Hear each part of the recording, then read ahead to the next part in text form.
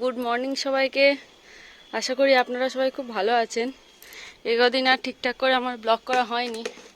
মেয়েটা একটু শরীর খারাপ, তো আসলে ওয়েদার চেঞ্জের সময় এই টাইমটা সবারই শরীর খারাপ হচ্ছে, সেও ওর ব্যতিক্রম নয়। তাই কদিন আর ঠিকঠাক করে আপনাদের সাথে সময় দেওয়া হয়নি। আজকে ওর শরীরটা একটু ভালো আছে, আজকে ওর সাথে মানে আপনাদের সাথে ভালোই সময় কাটাতে পারবো বলে মনে হচ্ছে। সকালে ছাদে চলে এসে পুজো করবো, আর এদিকে ওই দুটো রোদ পোয়াচ্ছে, এদিকে বাবার সাথে মেয়েও রোদ পোয়াচ্ছে। কই দেখা যাচ্ছে না তো তোমাদের? এই যে সব ছেলেপিলে নিয়ে বাবা চলে এসে ছাদে রোদ পোয়াতে, আর আমারও কাজ সারা হয়ে গেছে। পুজোটা করে পরের কাজগুলো করবো। এরপরে বেশি কিছু নয়, মেয়েটাকে স্নান করাবো। ওর তো ভ্যাকসিন হয়েছিল, 5 দিন স্নান করতে বারণ করেছিল। আজকে ওকে আবার স্নান করাবো তেল মালিশ করে। এই গাছটাই কি ভালো লাগে আমার দেখতে। এতগুলো বগেনভিলিয়ার মধ্যে এইটাকে একমাত্র সুন্দর করে গড়ে তোলা হওয়া সম্ভব হয়েছে।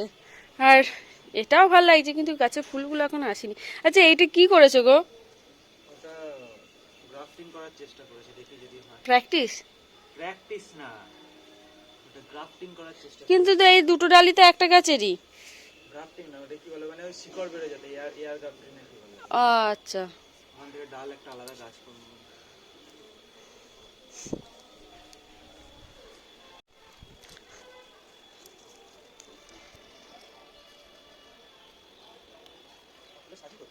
আজকে না ঠাকুরকে পুজো দেওয়ার মতো বেশি ফুল হয়নি, এই কটা ফুলই পেয়েছি। আর তাড়াতাড়ি যে পুজোটা করে নিয়ে অনেকটা বেলা হয়ে গেছে। কালকে আসলে ঘুমাতে ঘুমাতে অনেকটা দেরি হয়ে গেছিলো, তো ছোট ছেলে শরীর খারাপ থাকলে যা হয় আর কি।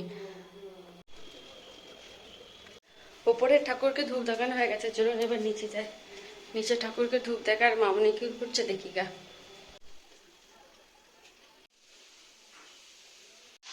কি রান্না করছো আজকে?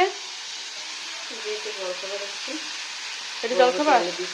হ্যাঁ হ্যাঁ, আদা রসুন দিয়ে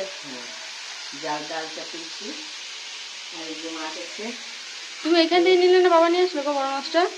এখান থেকে নিলাম দুটোই, প্রথমে এই মিরিকটা নিয়েছিলাম, কিন্তু দেখলাম যদি কাটা হয় পুরো খেতে না পারি, সবাই রুইটা নিলাম।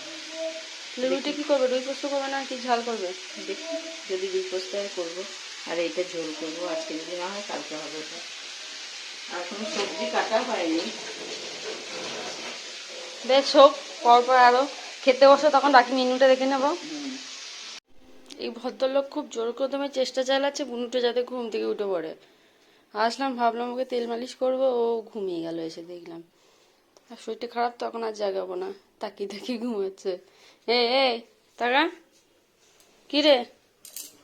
এই তুই ন্যাস দিয়ে বুনুটাকে ঘুম ভাঙাবি নাকি? ঠাম্মা দেখলে না বাড়ি দেবে একদম। কি বললাম? এই এইটা অলরেডি আগে বানানো হয়েছে দেখেছেন। এটা একটা কমপ্লিট করলো ঠাকুমার জন্য, আবার একটা এসে শুরু করেছে। এটা কিরকম ডিজাইন হবে মনে হচ্ছে, আমি এক্সপেক্ট করতে পারছি। মনে হয় এই সোয়েটারটার যে ডিজাইনটা, বাবা এই ডিজাইনটা আবার কীরকম। যাই হোক, এইটা যেরকম ডিজাইন সেরকমই হবে। শেষ হলে অবশ্যই দেখাবো আপনাদেরকে। আর একটা জিনিস দেখায়, সেই বাচ্চাদের কাগজের ফুল দেয় না, ঝুলিয়ে দেয়, বাচ্চারা দেখে লাল ফুল, এই ফুলটা পাওয়া যাচ্ছিল না। লাস্টে ওর জেঠু আর জেঠিমা দুজনে মিলে খুঁজে পেতে এইটা আবার ওর জন্য নিয়ে এসছে। এটাকে টাঙানোর ব্যবস্থা করতে হবে, কোথায় টাঙানো যায় দেখি। আর ওকে ওই যে ঘুম পাড়িয়ে দিয়েছি, বাবু এখন নিশ্চিন্তে ঘুমাচ্ছেন। আগে মনে হতো আমি কতক্ষণে চান করব, আমার চান করাটাই সব থেকে বড়ো কাজ সারাদিনে। এখন মনে হয় ওকে চান করিয়ে কতক্ষণ আমি ঘুম পাড়াবো, এটাই আমার সব থেকে বড়ো কাজ। এই তুই কথা বলতে শিখবি? হ্যাঁ, এইটুকু তো বয়স, এখনো 3 মাস হলো না, এখন থেকে কথা বলবে, এখন থেকে উঠবে, কত চেষ্টা। হ্যাঁ, কত চেষ্টা।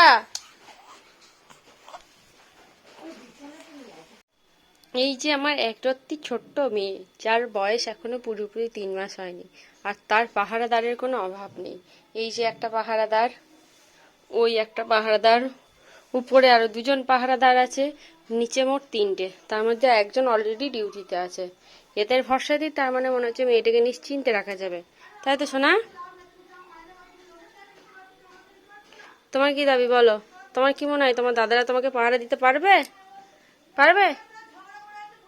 মামুনির রান্না কমপ্লিট, এবার আমরা খেতে বসবো। খেতে বসার আগে আপনাদের সাথে শেয়ার করে নিই কী কী মেনুতে আসে।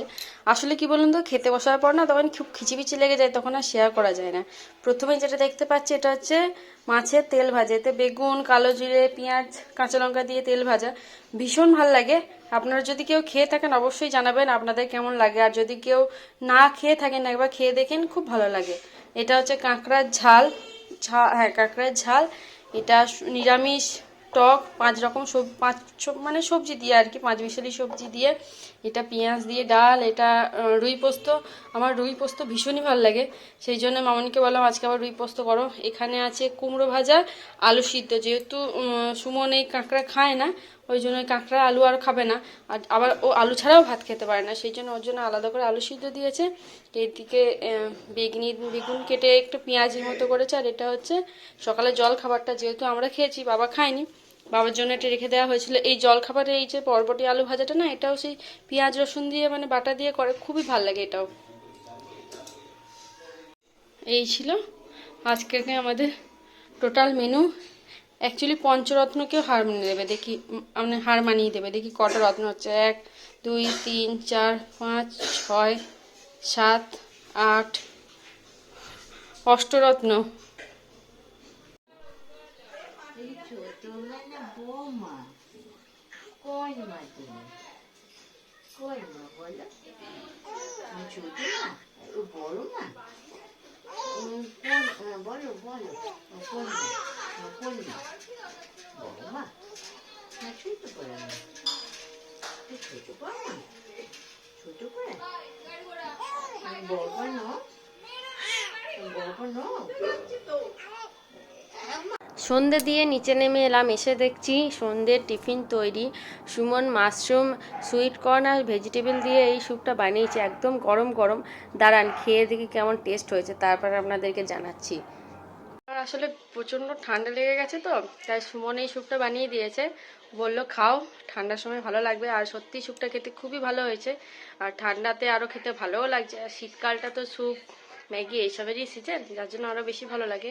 তো আজকে খাই, আগামী দিন যেদিনও বানাবে সেদিন অবশ্যই আপনাদের সাথে এই রেসিপিটা শেয়ার করব। গল্প করতে করতে অনেকটা রাত হয়ে গেছে, এবার এই কুকুর বিড়ালগুলোকে খেতে দিই। বিড়ালটাকে এখানেই দিই, নাহলে ওকে মারে। তো চলুন আজকে ব্লগটা আর বড় করব না, ভালো লাগলে অবশ্যই কমেন্টে জানাবেন, লাইক করবেন আর অবশ্যই সাবস্ক্রাইব করবেন। আর আজকেকার মতো টাটা, আপনারা খুব ভালো থাকবেন, সুস্থ থাকবেন আর সবাইকে ভালো রাখবেন।